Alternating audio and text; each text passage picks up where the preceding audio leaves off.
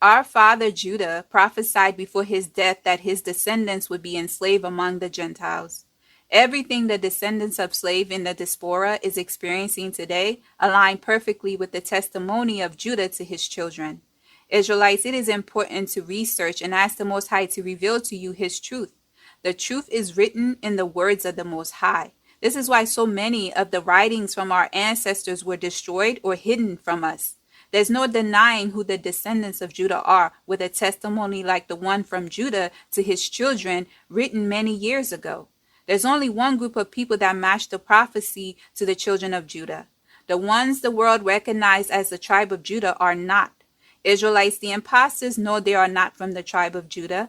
The imposters are trying to keep you from knowing and claiming what rightfully belongs to you. The Bible said they conspired against you to cut you off from being a nation.